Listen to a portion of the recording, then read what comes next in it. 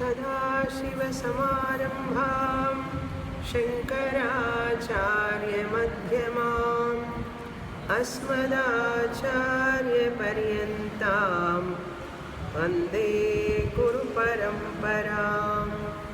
ओम 16వ అధ్యాయం 7వ శ్లోకం. ప్రవృత్తిం చ నివృత్తిం చ జనాన విదురాసురాః న శౌచం నాపి చాచారః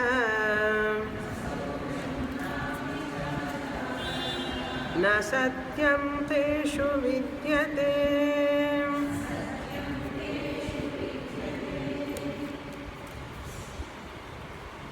కృష్ణ పరమాత్మ ఆసురీ సంపత్ అనేటటువంటి గుణములు అంటే అసుర గుణములు దైవీ సంపత్తికి వ్యతిరేకమైనటువంటి గుణములు. ఏ గుణములు ఉంటే వ్యక్తి ఆధ్యాత్మికంగా ఎదగలేడో ఆ గుణములని మనలో లేకుండా చేసుకోవడం. కనుక అవి ఏమిటి అని తెలుసుకుంటే మనం వాటి నుంచి దూరంగా ఉండొచ్చు. దోష అపనయనం. దోష అపనయనం అంటే ఆసురీ గుణాలు దోషాలు. అవి ఏమేమిటి, ఏ రూపంలో ఉంటాయి, ఏ విధంగా అవి వ్యక్తమవుతుంటాయి వ్యక్తిలో, అవి ఎలా మనిషిని ఆధ్యాత్మికంగా పతనం చేస్తాయి, జ్ఞానం పొందకుండా ప్రతిబంధకంగా నిలుస్తాయి అని కృష్ణ పరమాత్మ మనకు తెలియజేస్తున్నారు. కనుక దైవీ సంపత్తి గురించి తెలుసుకుంటున్నాం, ఆసురీ సంపత్తి గురించి తెలుసుకుంటున్నాం.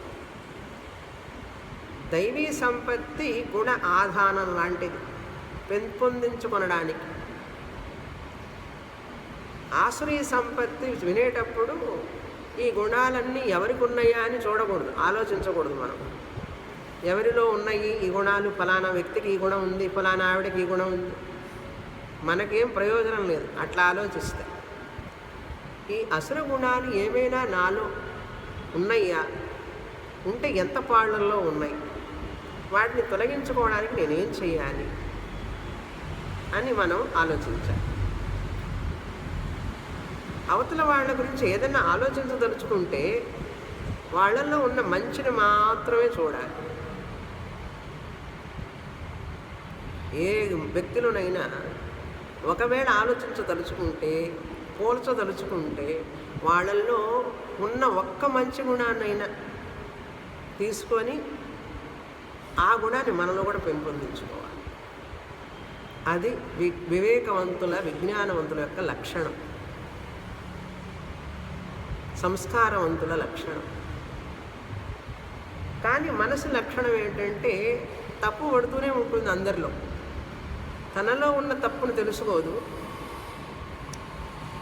వ్యక్తి. తనలో ఉన్న తప్పును తెలుసుకోకుండా అవతల వాళ్ళల్లో ఉన్న దోషాలని చూస్తుంటాడు. అందరూ నేను చెప్పినట్లు వినాలని కోరుకుంటాడు. తల్లిదండ్రులు ఏం కోరుకుంటారు? పిల్లలందరూ మనం చెప్పినట్టు వినాలి అని కోరుకుంటారు. వాళ్ళు పిల్లలుగా ఉన్నప్పుడు వినలే, వాళ్ళు పిల్లలుగా ఉన్నప్పుడు వినలే వాళ్ళ అమ్మ నాన్న చెప్పినట్టు. వీళ్ళు మాత్రం ఇప్పుడు అమ్మా నాన్నలు అయిన తర్వాత ఏం కోరుకుంటారు? నా పిల్లలు నేను చెప్పినట్లే వినాలి. వినరు. ఇప్పుడు ఈ పిల్లలు పెద్దవాళ్ళు అవుతారు. ఇప్పుడు అమ్మా నాన్న చెప్పినట్టు ఎందుకు ఇంత పట్టుదలగా అమ్మా నాన్న ఇట్లా చెప్తున్నారు అని చెప్పి వీడు ఆలోచిస్తాడు పిల్లవాడు. వీడు పెద్ద అయిన తర్వాత అదే కేడం, తన పిల్లలు తను చెప్పినట్లు వినాలంటాడు. అంటే ప్రతి మనిషి అవతల వాడిని కంట్రోల్ చేయాలని కోరుకుంటాడు, తాను కంట్రోల్ చేయబడాలని కోరుకోడు.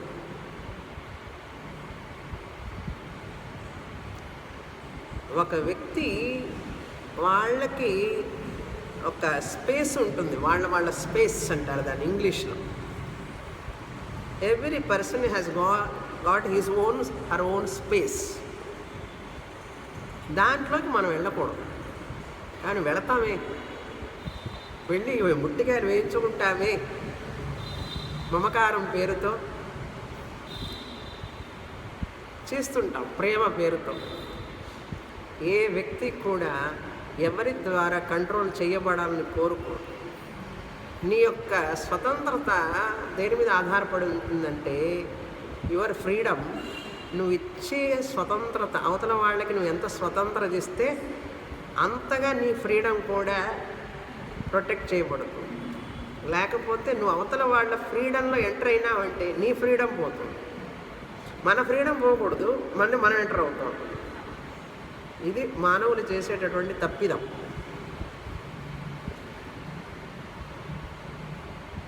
ఎందుకు ఎంటర్ అవుతాం మనం? కారణం ఏంటంటే ఒకటే కారణం, మమకారం. ఎందుకు మమకారం అంటే అజ్ఞానం. అజ్ఞానం వలన అహంకారం, అహంకారం వలన మమకారం, మమకారం వలన రాగ ద్వేషాలు. అందుకని ఏ రిలేషన్ కూడా ఎక్కువ కాలం సుఖంగా కంటిన్యూగా ఉండకపోవడానికి కారణం ఇదే. Every relation is a potential threat, really speaking. Every relation. అందుకని భార్యాభర్తలు చూడండి, డిఫరెన్స్ ఆఫ్ ఒపీనియన్స్ అంటారు ఇంగ్లీష్లో. అప్పుడే కీచులాట అనేవాళ్ళు తెలుగులో ఏమంటారు? కీచులాట. ఇప్పుడు ఆ కీచులాట అన్నమాట అనకూడదు. ఇప్పుడు స్టైల్గా ఏమంటారు? డిఫరెన్స్ ఆఫ్ ఒపీనియన్ అంటారు. ఏమి లేదు, difference of opinion equal to కీచులాట, అంతే తేడా. కనుక మనిషికి కలవదండి. ఇది ప్రకృతి సహజం. ఎందుకంటే వాళ్ళ లైకింగ్స్ వాళ్ళకు ఉంటాయి, వాళ్ళ ఆలోచనలు వాళ్ళకు ఉంటాయి, వాళ్ళ మనస్తత్వాలు వాళ్ళకు ఉంటాయి. కానీ అసురులు ఏం చేస్తారంటే, అసురు గుణం ఉన్నవాళ్ళు వాళ్ళు ఎవరు చెప్పినా వినకూడదు, వాళ్ళు చెప్పింది అందరూ వినాలి. ఇది మొదటి గుణం అండి అసురులకి. స్వామిని, ఇది మరీ కష్టంగా ఉంది. మనం వస్తాం ఉన్న కేటగిరీలోకి. అసురుల లక్షణం ఏంటంటే వాళ్ళు ఎవరు చెప్పింది వాళ్ళు వినరు. తాను బట్టిన కుందేటికి మూడే కాళ్ళు అనేవాడు అసురుడు. కానీ తాను చెప్పింది అందరూ వినాలి. ఈ లెక్కన చూస్తే ఎంతమంది అసురులు ఉన్నారండి చెప్పండి మీరే. జ్ఞాని తప్ప అందరూ అసురుడే. జ్ఞానం వచ్చిన వాడికి అహంకారం ఉండదు, అహంకారం లేని వాడికి మమకారం ఉండదు, మమకారం లేని వాళ్ళకి రాగద్వేషాలు ఉండవు, రాగద్వేషాలు లేని వాళ్ళకి ఎవరితోనూ అత్యధికమైన సంబంధము ఉండదు, ఆ సంబంధం వల్ల వచ్చే బాధలు ఉండవు. సంబంధం ఉన్నా కూడా ఆ సంబంధమే కాదు, సంబంధం ఉన్నట్లుగా అన్నాడు. కనుక ఎక్కడెక్కడైతే రాగము ద్వేషం ఉంటుందో, మమకారం, అక్కడెక్కడ దుఃఖం తప్పదండి. ఇప్పుడు మన దుఃఖానికి కారణం ఏంటో తెలుసా? మన అబ్బాయి అమ్మాయి కాదు, మన దుఃఖానికి మన పొరుగు వాళ్ళు కాదు కారణం. మన అసుర గుణాలే మన దుఃఖానికి కారణం. అసురులంటే ఎక్కడో రాక్షసులు, రావణాసులు, కుంభకర్ణుడు అనుకోవాలండి. మనలోనే అహంకార మమకార రూపంలో, రాగద్వేష రూపంలో మనల్ని ప్రతిక్షణం దుఃఖపరుస్తూ ఉంటాయని అదే చెప్తున్నారు ఇక్కడ. ఈ అసురగుణం ఉన్నవాళ్ళు వీఆర్ బెటర్, ఇంకా వర్స్ట్ ఉన్నారు క్యాడర్. ప్రవృత్తించ నివృత్తించ అన్నారు. ఏది చెయ్యాలి ఏది చెయ్యకూడదు వాళ్ళకి తెలియదు. ప్రవృత్తించ చకార విధి అని అర్థం. మధుసూదన సరస్వతి చెప్తారు, ఆయన వ్రాస్తారు, చకార ఇండికేట్స్ విధి అని. ప్రవృత్తి విధి అంటే ఏమి చెయ్యాలి, శాస్త్రం చెప్తోంది ఇది చెయ్యి అంటుంది. అది చెయ్యరు వాళ్ళు. ఎవరు? అసురులు. ఉపనయనం అయింది, సంధ్యావందనం చెయ్యాలి, సంధ్యావందనం చెయ్యరా అంది. అహరహర్ సంధ్యాముపాసీత అన్నది శాస్త్రం. నేను చెయ్యను అంటాడు వీడు. ప్రవర్తించా ఏం లేదు, అందులో ప్రవృత్తి రావడం లేదు. అప్పుడప్పుడు గుర్తు చేస్తుంటా, 10 గంటల తర్వాతనేనండి ఆఫీస్ వర్క్. 5 గంటల వరకేనండి ఆఫీస్ వర్క్. 10 లోపల ఉదయం, సాయంత్రం 5 తర్వాత క్లోజ్ ద ఫైల్. ఏమీ ఆలోచించకూడదు. మరి ఏం ఆలోచించమంటారండి? టీవీ చూడమంటారా? అనుష్ఠానం. కాంచి పరమాచార్య చంద్రశేఖరేంద్ర సరస్వతి స్వామి వారు చెప్పే మాట ఎప్పుడు నాకు అదే జ్ఞాపకం వస్తుంది. ఎంత చక్కటి ఆణిముత్యం లాంటి మాట చెప్పి వెళ్ళారు. ఏం చెప్పారు? ఉదయాన్నే స్నాన, జప, తప, పారాయణ, భగవచ్చింతన, పూజ చెయ్యాలి. 10 నిమిషాలే చేస్తావో, అరగంటే చేస్తావో, యోగాభ్యాసం గంటన్నరే చేస్తావో, 2 గంటలే చేస్తావో, నీ సమయాన్ని బట్టి చెయ్యాలి, తప్పదు. అలా చేస్తే నువ్వు శాస్త్ర విధిని పాటిస్తున్నావు అని అర్థం. నీకే మంచిది, ఆరోగ్యానికి మంచిది, మనసుకు మంచిది. నువ్వు అందులో కూర్చున్నావంటే ఆ సాధనలో అవతల వాళ్ళకి మంచిది. లేకపోతే వాళ్ళని ఇబ్బంది పెడుతూ ఉంటాం.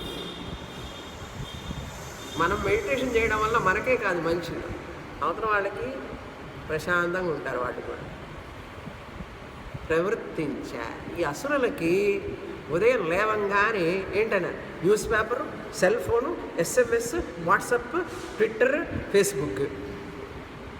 ఇంతవరకు నాకు ఆ ఫేస్బుక్ అంటే కూడా అర్థం కాదు. ఇప్పుడిప్పుడే వాట్సాప్ అంటే ఏమిటో అర్థమైంది నాకు. ఫ్యూ మంత్స్ వరకు కూడా నాకు వాట్సాప్ అంటేనే తెలియదు అసలు. స్టూడెంట్స్ అందరూ అంటారు, నేను వాట్సాప్లో ఉన్నానంటే వాట్సాప్లో ఉండడం అంటే ఏమిటంటే తెలియలే. ఉదయం లేవగానే ఇదేనండి పని. ఎందుకని? కాసేపు భగవన్ నామం చేయొచ్చు కదా, భగవత్ చింతన చేయొచ్చు కదా, యోగాభ్యాసం చేయొచ్చుగా, ప్రాణాయామం చేయొచ్చు కదా, ఆసనాలు వేయచ్చు కదా. శరీర మాధ్యం ఖలు ధర్మ సాధనం గురించి చేయమంటే ప్రవృత్తించే లేదు వీళ్ళకి. అదే సాయంత్రం కూడా అదే విధంగా సంధ్యా సమయం దీపారాధన చేయాలి. సంధ్యా సమయంలో వీళ్ళు వస్తారండి, అసుర గుణాలన్నీ వస్తాయి. అందరూ చీకట్లోనే కదా వస్తారు. వాళ్ళు అసురులందరూ చీకట్లోనే వస్తారు. వాళ్ళకి అనువైనటువంటి టైం అది. అందుకని సంధ్యా సమయంలో దీపం పెడితే ఆ చోటికి వాడు రారు. దీపం ఉన్న చోటికి వాడు రారు, చీకటిగా ఉన్న చోటికి వెళ్తారు. అందుకని మన పరంపరలో, మన సంప్రదాయంలో, మన సంస్కృతిలో ప్రతిరోజు దీపం వెలిగిస్తాం. ఉదయం వారసం సంధ్య, రాత్రి అయిపోయి సూర్యుడు వస్తూ ఉండగానే దీపం వెలిగిస్తాం. సాయంత్రం దీపం వెలిగిస్తాం. ఎందుకంటే తమో గుణం అసురులకు నిలయం. అసురులు మనలో చేరకుండా ఉండాలంటే, తమో గుణం రాకుండా ఉండాలంటే దీపం ఉండాలి. ఇక్కడ సాయంత్రం కూడా భజన, సంకీర్తన, పారాయణం, సత్సంగం ఇవన్నీ ఉండాలి. అలా ఉన్న వ్యక్తి జీవితం ఫస్ట్ క్లాస్. అది ఉండవలసిన తీరు. అది ఎప్పుడైతే ఉండదో ఆ వ్యక్తికి అనారోగ్యము, దిగులు, వ్యాకులత అని చెప్పబోతున్నారు. అవన్నీ ఎట్లుంటాయని. తర్వాత నివృత్తించ అన్నాడు. చెయ్యకూడనివేవో చెయ్యకూడదు. ఇది చెయ్యవాకు, ఇది చెయ్యవద్దని చెప్తుంది శాస్త్రం. అది చెయ్యవాకు. మాంసం న భక్షయేత్, మాంసం తినవాకన్నది శాస్త్రం. అందరు తింటున్నారండి అని అడగడవద్దు. శాస్త్రం ఏం చెప్పిందో ఆలోచించు. సురాం న పిబేత్, సురాం న పిబేత్, డ్రింక్ చేయవాకు అన్నారు. డ్రింక్ చేయవాకు. ఇప్పుడు ఏమిటంటే డ్రింక్ అనేది చాలా మంచినీళ్ళు తాగినట్టు, మంచినీళ్ళు తాగినట్లు తాగుతుంటే అందరు డ్రింక్. ఎప్పుడో శాస్త్రం చెప్పిందట. ఎప్పుడు చెప్పినా సరే శాస్త్రం శాస్త్రమే. ఇప్పుడు ఈ డ్రింక్ చేసే వాళ్ళందరూ దేనికి ఎందుకు వస్తారు? నివృత్తి. ఇది చెయ్యవద్దు అని విధి ఉన్నది, చకార విధి. ఇది చెయ్యవద్దు అన్నప్పుడు సురాం నా పిబేత్, ధూమపానం నా కుర్యాత్. అవి ఏమి చేయకూడదని చెప్పిందో శాస్త్రం టెన్షన్గా చేస్తాడండి వీడు, మర్చిపోకుండా, మానకుండా, రెగ్యులర్గా. ఎందుకని? దానికంటే అసురగుణం ఇంకేముంటుందండి? ఎక్కడున్నారు అసురులు? ఎప్పుడు చెప్పండి మీరే. స్ట్రీట్కి బార్స్, వైన్ షాపులు. అది సాయి వైన్స్, రాఘవేంద్ర వైన్స్. నివృత్తిలో వీళ్ళకి మనస్సు అది చెయ్యకూడదు అనేటటువంటి బుద్ధి రాదు. ఎవరు వాళ్ళు? అసురులు అన్నారు. ఎక్కడున్నారో చూడండి ఇప్పుడు అసురులు.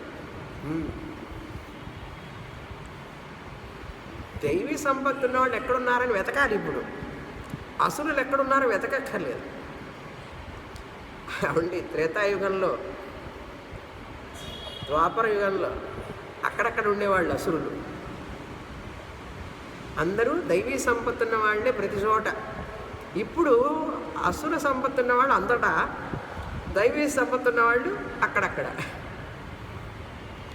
సత్సంగం జరిగే చోట ఉంటారు దైవీ సంపత్తి ఉన్నవాళ్ళు. ఇలాంటి సత్సంగంలో ఉంటారు. వాళ్ళకి అదే ఆలోచన ఉంటుంది ఎప్పుడు, సజ్జనుల సాంగత్యం, సద్గ్రంథ పఠనం, ఇదే వాళ్ళకి. కనుక ఏది ప్రవృత్తి, ఏది చెయ్యాలి, ఏది నివృత్తి, ఏది చెయ్యకూడదు వాళ్ళకి బాగా తెలుస్తుంది.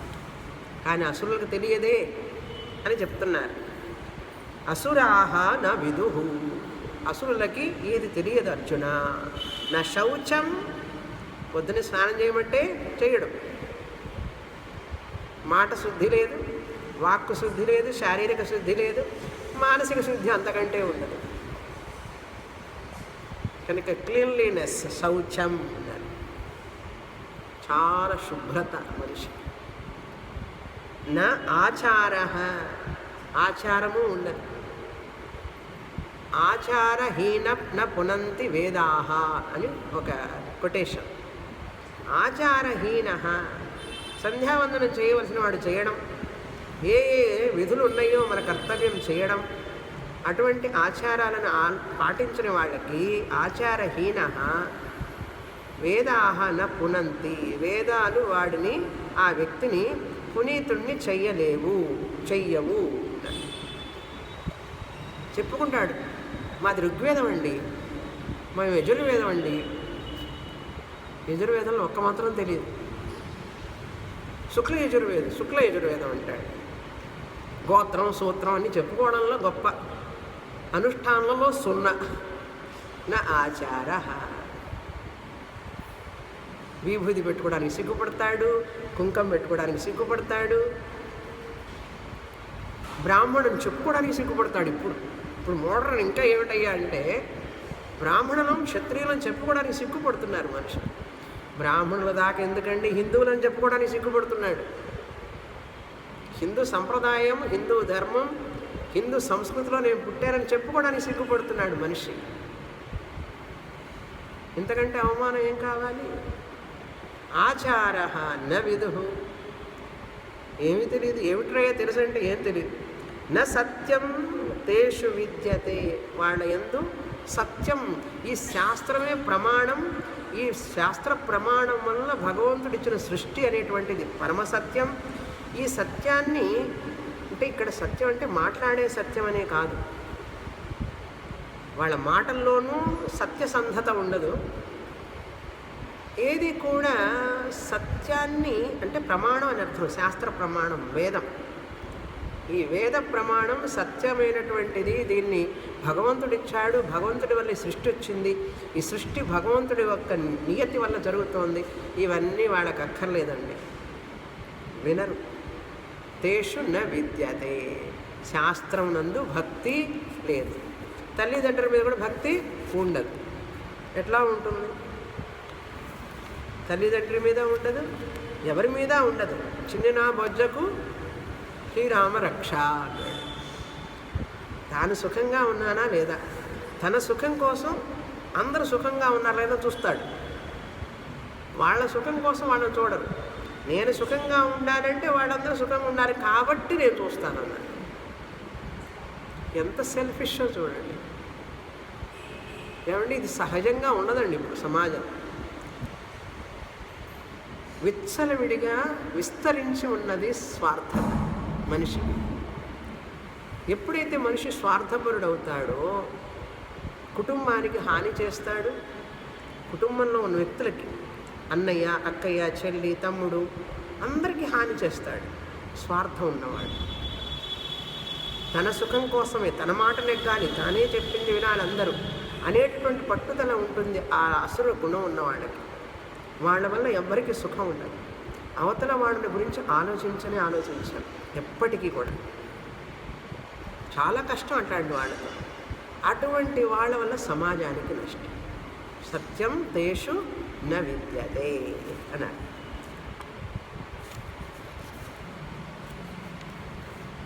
తర్వాత శ్లోకం చదువుతాం. ఇంతవరకు క్రిందటి వారం చూసాం. అంటే ప్రాపంచిక విషయ భోగాల కోసమే జీవిస్తుంటారు. ధనం వద్దని చెప్పలేదు, అదే పరమ పురుషార్థం కాకూడదు. మనీ ఈజ్ ధనమే సర్వం అన రాకూడదు మనిషికి. నా సుఖం, నా ధనం, నా కుటుంబం, నేను, నాది అనేటటువంటి భావన ఎక్కువ పెరిగే కొద్దీ ఆ వ్యక్తికి కూడా సుఖం ఉండదు. ఎందుకంటే మానవుడు సంఘజీవి. స్వార్థం పెరగడం కోసం నువ్వే సపరేట్గా ఏం చేయక్కర్లేదు, అది పెరుగుతుంది అనంతటా అదే. నేను సమాజంలో ఉన్నప్పుడు, సంఘంలో ఉన్నప్పుడు, కుటుంబంలో ఉన్నప్పుడు నా జీవితం కోసం కాదు, నా కోసం కాదు. నా జీవితం అవతల వాళ్ళ కోసం, నా జీవితం అవతల వాళ్ళ సుఖం కోసం, సమాజం కోసం అని జీవించాలి. అప్పుడే మనిషి నిజంగా జీవించినట్లు. లేకపోతే డాష్ డాష్ డాష్ చెప్పాలి, అక్కర్లేదుగా. అదే వివేకానందుడు అన్నాడు, who lives for others sake they are only living. The one who is living for his own sake is almost a dead person, equal to dead. ఇంగ్లీష్లో చెప్పు. తర్వాత అసత్యమప్రతిష్ఠంతే జగదాహురణీశ్వరం అపరస్పర సంభూతం కిమన్యత్ కామహైతుకం.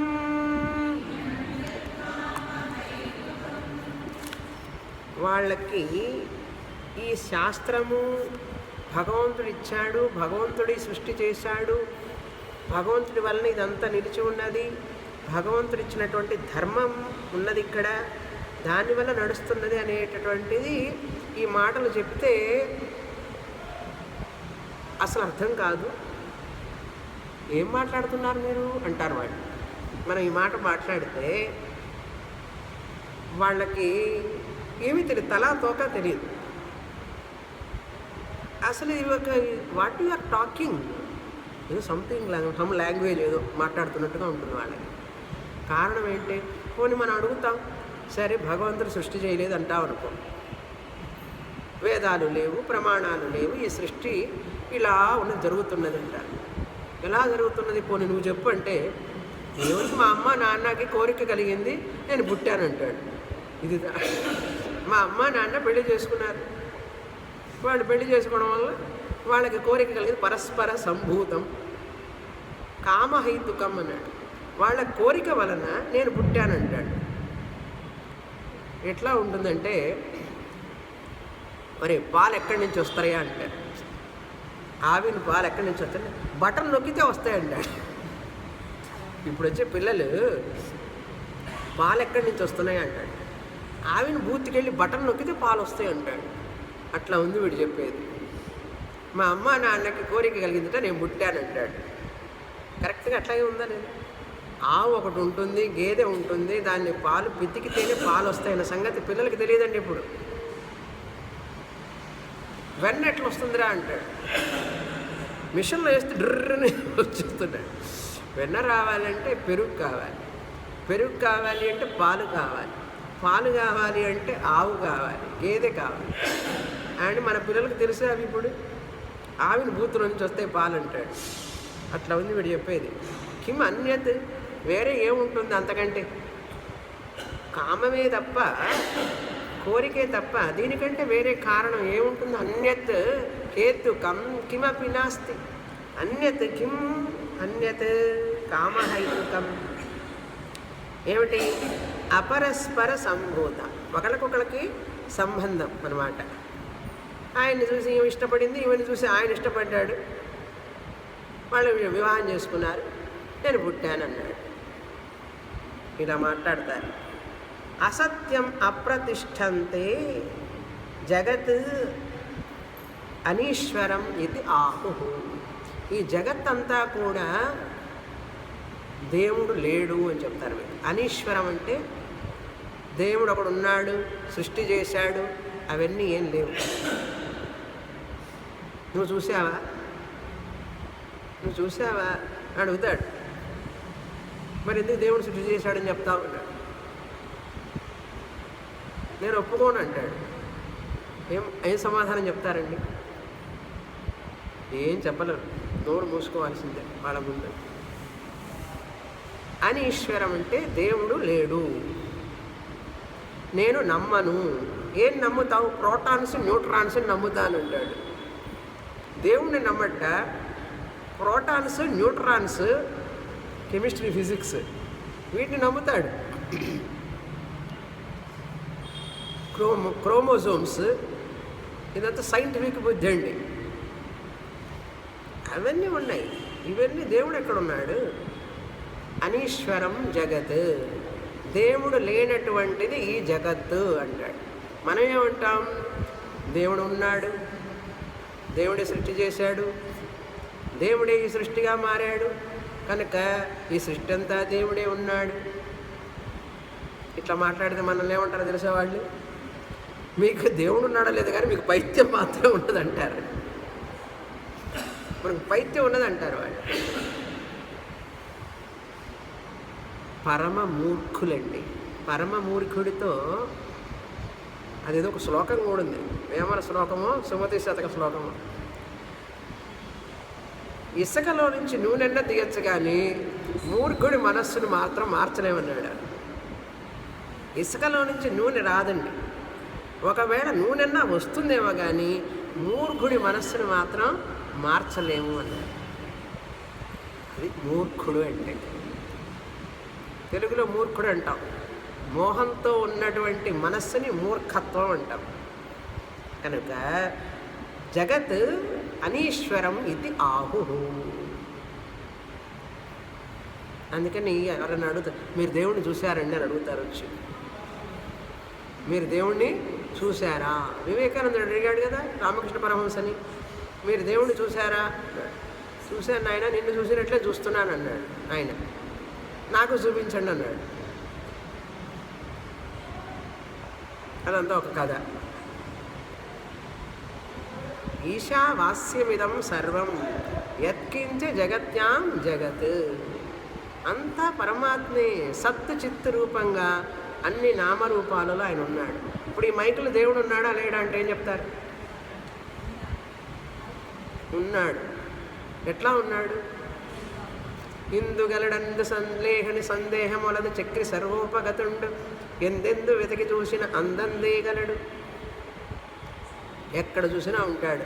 సత్ రూపంగా ఉనికి రూపంగా ఉన్నాడు. అది ఆయన అసలు రూపం. గుళ్ళో దేవుడి రూపం కూడా ఉనికి రూపమే నిజమైనది. అదిలో మార్పు ఉండదు. రూపాలు మారుతూ ఉంటాయి, ఉన్నది అనేది మారదు. అంతటా ఉన్నది కదా, అప్పుడు ఇక్కడ ఉండాలి కదా ఈ రూపంలో. అందుకని మన శాస్త్రం మొదట ఏం చెప్తుందంటే, ఫస్ట్ కర్మకాండ ఉపాసనకాండ, దేవుణ్ణి పూజించు అంటుంది. Worship God, worship God, worship God, దేవుణ్ణి పూజించండి. తర్వాత ఏం చెప్తుందో తెలుసా? వేదాంతానికి వచ్చిన తర్వాత నువ్వే దేవుడి అంటుంది. ముందు దేవుణ్ణి పూజించు, తర్వాత నువ్వే దేవుడి. నేనే దేవుణ్ణి అయితే మరి నన్ను ఎందుకు పూజ చేయమన్నావు?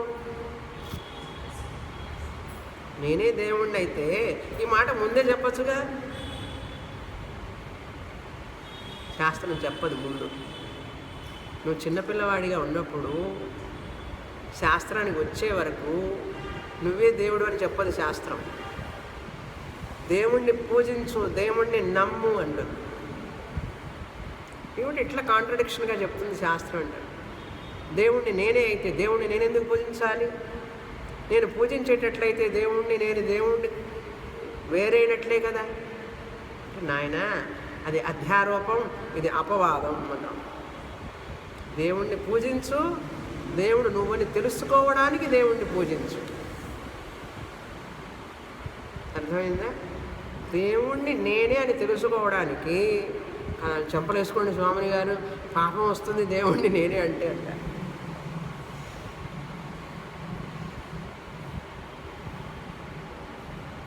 జ్ఞానం వచ్చే వరకు దేవుణ్ణి పూజించు. జ్ఞానం వచ్చిన తర్వాత నీకే తెలుస్తుంది ఆ దేవుడు అనేది సత్ చిత్ ఆత్మస్వరూపం, నా నిజస్వరూపం అని తెలుసుకొని పూజిస్తాం.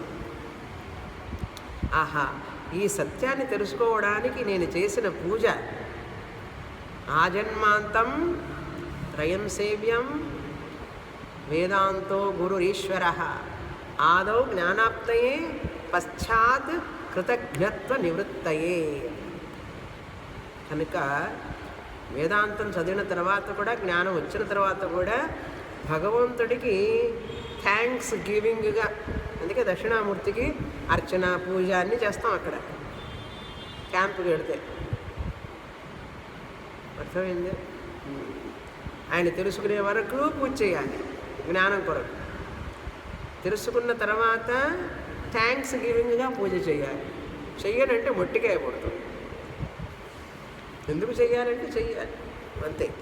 వేరే అసత్యం అప్రతిష్టం అంటే ఈ జగత్తంతా కూడా అసత్యం అప్రతిష్టం. అప్రతిష్టం అంటే ఏంటి? దీంట్లో ధర్మము లేదు. ఈ ప్రపంచంలో ఇది ధర్మం మీద ఆధారపడి లేదు, ఆధారము లేనిది అని అర్థం. ఏమీ ఆధారం లేదు దీనికి. ధర్మం ఆధారం లేదు, శాస్త్రం ఆధారం లేదు, భగవంతుడు ఆధారం లేదు. మరి ఎక్కడో లేరండి, మన ఇళ్లలోనే ఉంటారు ఈ జనం. అసత్యం వేదము లేనటువంటిది అని అర్థం. వితౌట్ వేద.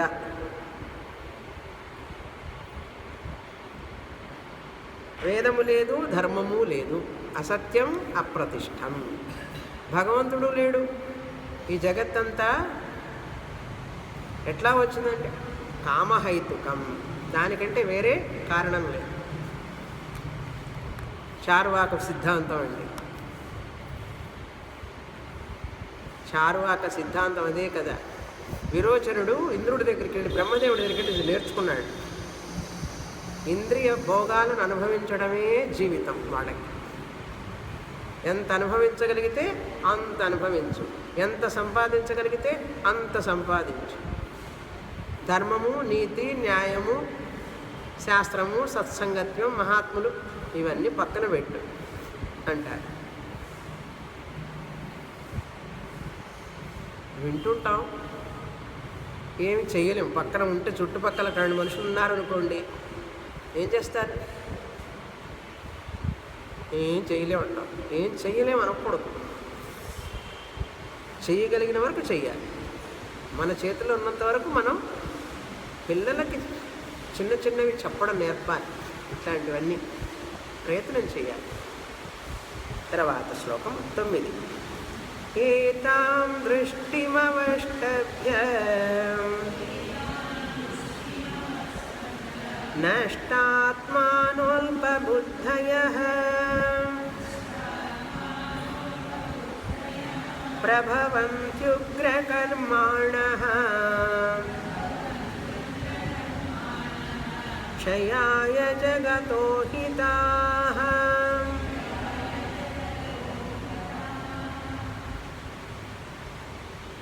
ఏతాం దృష్టిం అవష్టభ్య, ఇటువంటి దృష్టి అంటే ఆలోచన, ఇటువంటి భావనతో, ఇటువంటి ఆలోచనతో, ఏతాం దృష్టిం అవష్టభ్య, దాన్నే మనసులో దృఢంగా నిలుపుకొని, అవష్టభ్య ఆ ఆలోచనతోనే, ఆ పట్టుదలతోనే అల్పబుద్ధయ, అల్పబుద్ధి కలిగిన వాళ్ళు, ఉన్నతమైన ఆలోచనలు సంస్కారము లేనటువంటి బుద్ధి అల్పబుద్ధి అంటారు. అల్పబుద్ధి అంటే ఎవరండి చెప్పనా? అంటే అల్పం అంటే వెయిట్ ఉండదేమో అట్లా కాదు. ఇంద్రియ భోగాల కోసమే జీవించేవాడు అల్పబుద్ధివాడు అని అర్థం. అల్పబుద్ధి కలిగిన వాడు అని అర్థం. ఈ శరీరానికి ఈ ఆహారము, వస్త్రము, సుఖాలు వీటికి ఇవ్వడం కోసం, దీనికోసమే ఆలోచిస్తుంటాడు. చూసారా? ఎప్పుడు ఉదయం లేస్తే సాయంత్రం దాకా ఈ శరీరానికి ఏం బాగా పోషించాలి, కార్బోహైడ్రేట్లు, ప్రోటీన్స్, విటమిన్స్, హెయిర్, తల వెంట్రుక దగ్గర నుంచి కాలి బోర్డు దాకా దీనికి పోషణ చేస్తాడు. ఇదే సరిపోతుందండి. ఎంతసేపటికి ఇంటర్నెట్లోకి వెళ్ళేది, ఏం తింటే మంచిది, ఏం తినాలి, ఏం తినకూడదు, ఇదే ఆలోచన. ఇప్పుడు మరీ ఎక్కువైపోయింది జనానికి. అంతకుముందు ఆడవాళ్ళకే బ్యూటీ పార్లర్లు ఉండేవి, ఇప్పుడు మగవాళ్ళకు కూడా. మేము మాత్రం తక్కువ తిన్నామా? అట్లా సుఖం కోసమే పరితపిస్తూ ఉంటాడు, భోగాల కోసమే. ధనము, బంగారము, వస్త్రము, తిండి, ఎంజాయ్మెంట్స్ అన్నమాట. ఎక్కడికి వెళదామా, హోటల్కి వెళదామా, ఏం తిందాం, ఎంతసేపటికి ఏ సినిమా చూద్దాం, రమ్మి ఆడదామా, ఇది ఆడదామా, అది ఆడదామా, డబ్బులు ఎట్లా సంపాదించాలి, బొమ్మిని చేస్తారు, తిమ్మిని చేసి డబ్బులు సంపాదిస్తుంటాడు. తర్వాత పోయి జైల్లో కూర్చుంటాడు. ఇప్పుడు కూర్చునేటప్పటికి పుణ్యకాలం పుచ్చిపోతుంది అనుకోండి, అది వేరే విషయం. కానీ న్యాయం అనేటువంటిది పవర్ఫుల్గా లేకపోతే మనిషి పతనం అవుతాడు. సాయంత్రం అయ్యేటప్పటికీ ఈ బార్ షాపులు, ఆల్కహాల్ షాపులు, ఇవన్నీ ఎంత బిజీ, కోట్లు అమ్ముతాడు. ఫస్ట్ వస్తుందంటేనే, జనవరి 1 వస్తుందంటేనే ఇప్పటి నుంచే బిజినెస్ స్టార్టింగ్. కోట్లు సంపాదిస్తాడు ఒక్క నైట్ లోపల. ఎంత దురదృష్టకరమైన విషయం అసలు. ఎంత తప్పది సమాజంలో. ఎప్పుడు బ్యాన్ చేస్తారు వీటిని? పబ్లిక్గా అంత పెద్ద బోర్డు పెట్టి వాళ్ళు చేస్తున్నారంటే ఏం చెప్పాలి ఇంకా. గంజాయి తాగడం, డ్రగ్ అడిక్షన్, అదొకటి వచ్చింది ఇప్పుడు, కొత్త ఫ్యాషన్. అన్నీ చేరుతున్నాయి, దుష్ట అలవాట్లు అన్నీ చేరుతున్నాయి రకరకాల. అవి రావడం వల్లనే అనేకమైన ఘోరాలు జరుగుతున్నాయి. ఎందుకు జరుగుతున్నాయంటే మద్యము, మాంసము, ఈ యొక్క గంజాయి, డ్రగ్స్ అన్నీ వస్తున్నాయండి విదేశాల నుంచి. ఎప్పుడైతే యువతని బలహీనం చేస్తారో దేశంలో, ఎప్పుడు మత్తులో అన్నా ఉంటాడు, నిద్రపోతూ అన్నా ఉంటాడు, వాడికి బుద్ధి పనిచేయదు. తాగుడు అలవాటు ఉన్నవాడికి బుద్ధి పనిచేయదండి. కనుక ఈ అసలు గుణాలన్నీ భోగాల కోసమే జీవించేవాడు అని అర్థం. అల్పబుద్ధయ అంటే, అల్పబుద్ధి అంటే షార్ప్ ఇంటలెక్ట్ లేదని కాదు అర్థం ఇక్కడ. భోగంతో జీవించే జీవితమే కోరుకునేవాడు అల్పబుద్ధిమాన్ అని అర్థం. ప్రభవంతి ఉగ్రకర్మాణ. ఎప్పుడైతే అల్పబుద్ధి ఉంటుందో ఘోరమైన కర్మలన్నీ చేస్తుంటాడు, ఉగ్రకర్మలు చేస్తుంటాడు. చూస్తున్నాం కదా పేపర్లలో, వింటున్నాం కదా న్యూస్లో. అల్పబుద్ధి వలన, చెడు అలవాట్ల వలన, ఈ దోషాల వలన అన్ని ఘోర కర్మలు చేస్తుంటాడు, తప్పిదాలు చేస్తుంటాడు. ప్రభవంతి పెరుగుతుంటాయి, అధర్మం పెరుగుతూ ఉంటుంది. ఏమవుతుంది వాళ్ళ వల్ల? జగతః అహితాః క్షయాయ. జగతః క్షయాయ అహితాః. వీళ్ళు జగత్తుని క్షీణింపజేస్తారు. అహితులు అన్నమాట వీళ్ళందరూ. క్షేమాన్ని కోరేవాళ్ళు కాదు సమాజానికి వీళ్ళు. అహితాః జగతః అన్నారు. వీళ్ళు జగత్తుకి శత్రువుల లాంటి వాళ్ళు. ఎవరెవరైతే మద్యపానం చేస్తాడో వాడు ఈ సమాజానికి శత్రువు. ఎవరెవరైతే ధూమపానం చేస్తాడో వాడు ఈ సమాజానికి శత్రువు. ఎవరైతే స్త్రీని చేస్తాడో, అవమానిస్తాడో, హీనంగా చూస్తాడో వాడు ఈ సమాజానికి చీడపురుగు. శత్రువు అంటే చీడపురుగు, అది చెప్పలే ఇందాక. చీడపురుగు, చీడపురుగు ఏం చేస్తుందంటే తొలుస్తుంది అంతా, తొలిసి దాన్ని డొల్ల చేస్తుంది. చూసారా, సమాజాన్ని అట్లా చేస్తాడు వాడు, ఆ వ్యక్తి. అందుకని చిన్నప్పుడు పిల్లల్ని క్రమశిక్షణలో పెంచకపోతే వాళ్ళు చెడిపోతే తర్వాత దానికి పెద్దలే బాధ్యులు, పిల్లలు కాదు. గుర్తుపెట్టుకోవాలి మనం. తల్లిదండ్రులు ఇందాకనే కదండి ఫ్రీడమ్ ఇవ్వాలని చెప్పారు, ఇప్పుడేమో ఫ్రీడమ్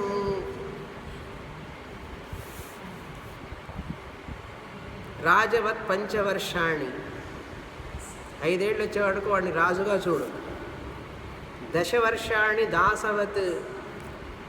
5 ఏళ్ల తర్వాత 10 ఏళ్ళు దాసుడిగా పెంచాలి వాడిని. అంటే 6 నుంచి 15 వరకు. దాసవసు దశవర్షాణి. ఎవరండి పెంచుతున్నారు అట్లా? ఇప్పుడు రాజులాగా పెంచుతారు 16 ఏళ్ళ దాకా. అప్పుడు అమ్మా నాన్న సర్వెంట్ చేసి కూర్చుంటాడు వాడు. రాజవత్ పంచవర్షాణి దాసవత్ దశవర్షాణి. ఆగతే షోడశే వర్షే. 16 ఏడు రాగానే పుత్రం మిత్రవత్ ఆచరేత్. అప్పుడు ఇవ్వాలండి ఫ్రీడమ్, అంతవరకు ఇవ్వకూడదు. ఇప్పుడేం చేస్తున్నారు పిల్లలకి? 12 ఏళ్ళకి 13 ఏళ్ళకి అంత ఫ్రీడమ్. దాసవత్ అన్నాడు, అన్ని పనులు చేయించాలి వాడి చేత. ఇప్పుడు ఒకడే పిల్లవాడు, ఒకే అమ్మాయి, లేకపోతే 2. ఇక వాళ్ళని ఎంత భోగాల్లో పెంచుతారంటే అంత భోగాల్లో. నేను కష్టపడినట్లుగా మా అబ్బాయి కష్టపడకూడదు, మేము కష్టపడినట్లుగా మా అమ్మాయి కష్టపడకూడదు. కష్టపడకూడదు అంటే తర్వాత పడతారు, వాళ్ళు పడతారు, నువ్వు పడతావు, అందరు కలిసి పడతారు. కనుక కష్టపడని వాడు ఎప్పుడూ కూడా సుఖపడలేడు. కష్టపడడమే నేర్చుకోవాలి. అది కనుక జగత్తః అహితాః క్షయాయ అంటే, క్షయాయ అంటే ఏమిటి? అన్నీ క్షీణించిపోవడానికి వాళ్ళు కారకులు అవుతారు. సమాజంలో అశాంతిని, శాంతిని క్షీణింపజేస్తారు. కుటుంబంలో శాంతి లేకుండా చేస్తారు. భర్త తాగుబోతైతే భార్యకి ఏమి శాంతి ఉంటుందండి? అది చిన్న కుటుంబం, చిన్న జగత్తు. తర్వాత పిల్లలకి ఏం శాంతి ఉంటుంది?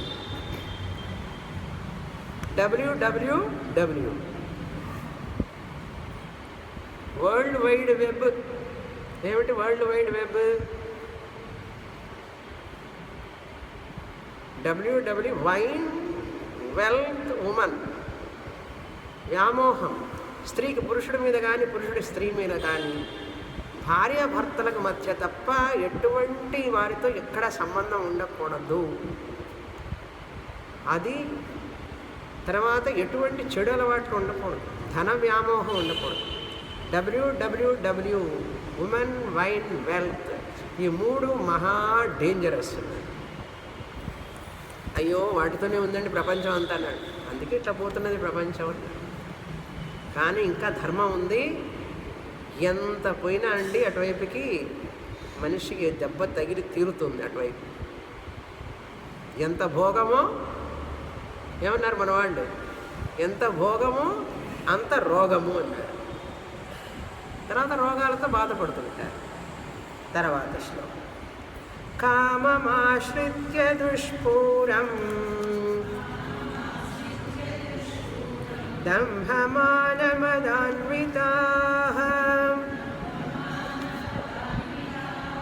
మోహాద్ గృహీత్వా సద్గ్రాహాన్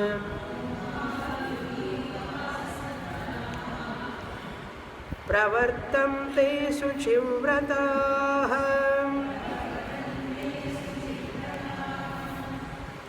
ప్రవర్తంతే అశుచివ్రతాః. అక్కడ ఎస్ మార్కు ఒకటి ఉంటుంది. అశుచివ్రతాః. కామం దుష్పూరం కామం ఆశ్రిత్య.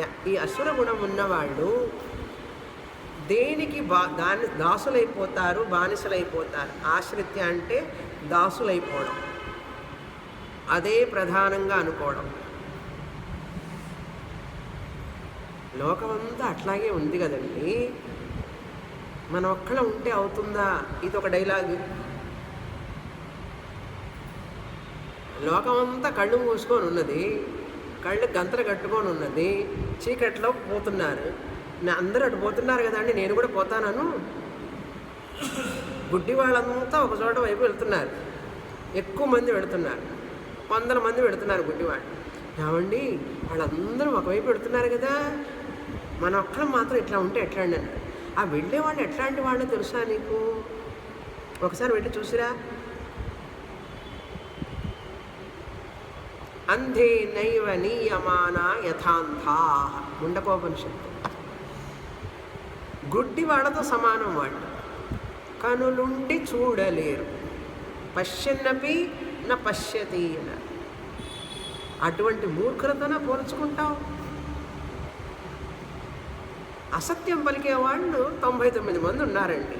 నేను ఒక్కడిని సత్యం పలికితాను. 99 మంది పలికినా కూడా సత్యం సత్యమే. 99 మంది పలికినంత మాత్రాన నేను అటు పోవాల్సిన పని లేదు. ఏమండి, ఒక్కడికి మాత్రమే విలువ. 99 మంది ఉన్నా కూడా వాళ్ళకి శక్తి ఉండదు, ధర్మం ఉండదు వాళ్ళ వైపు అనేటటువంటి ధైర్యం ఉండాలి మనిషికి. అధర్మాన్ని వ్యతిరేకించడానికి శక్తి, ధైర్యం ఉండాలి, సాహసం ఉండాలి మనిషికి. తప్పు జరుగుతూ ఉంటే చెప్పగలగాలి, మనకెందుకులేండి మనకెందుకులేండి మనకెందుకులేండి అన్నా కూడా ఆ పాపం నీకు వస్తుంది. తాగేవాడి పక్కన ఉన్నా మనకు పాపమే, ఆ వాసన చూసినా పాపం వస్తుందట. తాగితే తాగినండి మనకేమిటి అంటే, ఆయన రూమ్లో ఆయన తాగుతున్నాడు. ఎంతమంది స్త్రీలు నరక యాతన అనుభవిస్తున్నారో తెలుసా? తాగుతున్నాడు ఆయన రూమ్లో, ఆయన రూమ్లో తాగడం ఏమిటి? పోలీసులు కంప్లైంట్ ఇవ్వడమే వెంటనే. అమ్మో ఇస్తే నన్ను పంపిస్తాడండి ఇంట్లో. పోతే పోతాం, ఏముంది. ఇక ఏదో ఒక ట్రయల్ అండి ఎర్రర్ మెథడ్ చూడాలా లేదా? ఇప్పుడు నువ్వు చెప్పనంత మాత్రం ఏమైంది? తర్వాత పిల్లలు తాగుతారు, అందరు తాగుతూ ఉంటారు. ప్రతి ఇంట్లో, చాలా ఇళ్లలో ఇప్పుడు అదొక కామన్ ఫ్యాక్టర్, మంచినీళ్ళలాగా. దాని గురించి నోరెత్తితే ఇంకా మీరు ఎక్కడో ఉన్నారు, ఏ కాలంలోనూ ఉన్నారు. ఏ కాలంలో ఉండడం ఏమిటి? ఏ కాలంలో ఉన్నా ధర్మం ధర్మమే కదా. కనుక మెజారిటీ అట్లా పోతున్నారనే మాట రాకూడదు మన నోట్లో. 99 మంది తప్పుడు మార్గంలో పోయినా కూడా నేను నిలబడతాను, నేను సత్యాన్ని ధర్మాన్ని ఆచరిస్తాను. కష్టమైనా సరే, మహా కష్టం అప్పుడే మహా కష్టం. ధర్మానికి సత్యానికి ఎప్పుడు కష్టం ఉంటుందండి. కానీ ఇచ్చే ఆనందం, సంతోషం విలువ కట్టలేదు. వాళ్ళకి సంతోషం ఉండదు, ఆనందము ఉండదు. ఆ ఆనందం, సంతోషం అంతా కూడా భ్రాంతి. అందుకే దానికి బ్రాండీ అని పేరు. ఏం పేరు? Brandy.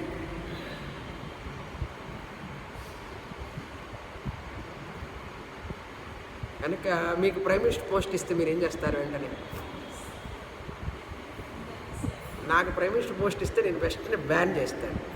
Smoking ban, drinking ban first చేయవలసింది. అది ఎందుకు చేయలేకపోతున్నారో నాకు అర్థం కాదు. జనం ఎంతమంది వాళ్ళ జీవితాలు చిన్న భిన్నం అయిపోతున్నాయి. సరే, కామం ఆశ్రిత్య దుష్పూరం కామం. ఈ కామం అది పూర్తి కాదు ఎప్పటికీ కూడా. నువ్వు పూర్తి ఇచ్చే కొద్దీ కూడా ఇంకా ఇంకా కావాలంటుంది. అందుకే దుష్పూరం. దాన్ని పూర్ణం చేయలేవు ఏ కామాన్ని కూడా. దానికి ఇంకా ఇంకా కావాలంటుంది. అది దానికి ప్రొవైడ్ చేసే కొద్దీ ఇంకొంచెం. అందుకే ఏదో ఒక శ్లోకంలో చెప్తారు, 100 రూపాయలు ఉన్నవాడు 1000 రూపాయలు వస్తే బాగుండు అనుకుంటాడు.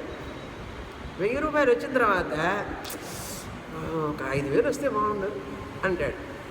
సరే 5,000 వచ్చినాయి కదా, 10,000 వస్తే బాగుండు అనుకుంటాడు. 10,000 వచ్చిన తర్వాత 1,00,000 రూపాయలు వస్తే బాగుండు. 1,00,000 రూపాయలు వచ్చిన తర్వాత ఎప్పుడు లక్షైనా వాడు కోట్లు సంపాదిస్తున్నాడు. 1,00,00,000 వస్తే బాగుండు. కోట్లు వచ్చిన తర్వాత ఏం చేసుకుంటా కోట్లు పెట్టి ఒక పదవి ఉంటే బాగుంటుంది. ఎమ్మెల్యేనో ఎంపీ అయితే బాగుంటుంది. అది వచ్చిన తర్వాత ఎంపీ ఎమ్మెల్యే కావాలంటే ఏముందండి, ప్రైమ్ మినిస్టర్ కావాలి. తర్వాత ఏంటంటే రాజా, ఛత్రాధిపత్యం అంత తనే అంతుందా. అందుకని కామం దుష్పూరం, దాన్ని ఎప్పుడు నువ్వు పూర్ణం చేయలేవు, దానికి తృప్తి అనేది ఉండదు. దంభం మానం మద అన్వితాహ, ఈ అసురగుణం కలవాళ్ళు దంభంతో, దంభం అంటే వాళ్ళు మాట్లాడేటటువంటి మాటలే గర్వంతో ఉంటాయి అన్నమాట. మాట్లాడే తీరే చాలా అహంకారంతో ఉంటుందన్నమాట. దంభం మాటల లెవెల్లో. దంభం మాన మదం అంటే మనస వాచ కర్మణ. కొన్నేమో దంభం మానం మద అన్వితం అంటే మాటల్లో తెలుస్తుంటుంది, వ్యవహారంలో తెలుస్తుంది, వాళ్ళ డ్రెస్సులో తెలుస్తుంది, వాళ్ళ చూపులోనే తెలుస్తుంది. అన్నీ ఈ విధంగా ఉంటాయి అన్నమాట. దంభ మాన మదాన్విత. మానానికి ఆపోజిట్ అమానిత్వం, అదంభిత్వం. ఇంక దంభ మాన కపటం అని అర్థం. దంభ మాన మదాన్విత, మోసం చేయడం, కపటం చేయటం. మనసి అన్యత్ వచసి అన్యత్ కర్మణి అన్యత్ దురాత్మన. మనస్సేకం వచస్యేకం కర్మణి ఏకం మహాత్మన. దీనికి ట్రాన్స్లేషన్ కావాలా? అక్కర్లేదుగా. మనసి అన్యత్ వచసి అన్యత్ కర్మణి అన్యత్ దురాత్మన. కపటం మోసం చేస్తూ ఉంటారు ఎప్పుడు. అసద్గ్రహాన్ గ్రాహాన్, ఎప్పుడు కూడా మోసపూరితమైనటువంటి మోహంతో కూడిన ఆలోచనలతో ఉంటారు. ఏ నిర్ణయాలు ఏ ఆలోచనలు కూడా ధర్మం మీద ఆధారపడి ఉండదు, సత్యం మీద ఆధారపడి ఉండదు. ఏది చేసినా కూడా వాళ్ళ అహంకారం పూర్తి చేసుకోవడానికో స్వార్థం కోసము కపటంతోనూ చేస్తూ ఉంటారు.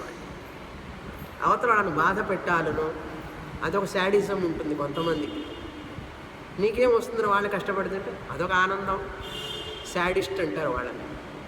మనుషుల్లో రకరకాలండి సైకాలజీ, చాలా కష్టం.